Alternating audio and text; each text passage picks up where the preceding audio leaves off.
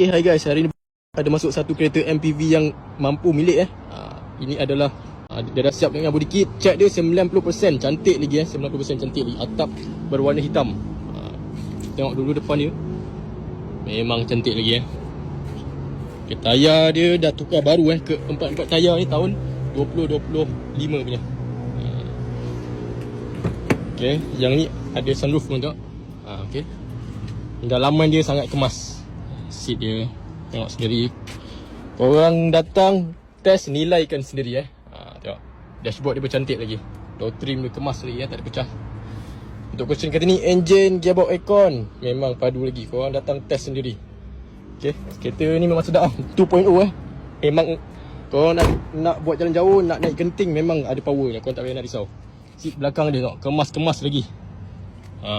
Memang dijagalah kereta ni. Okay,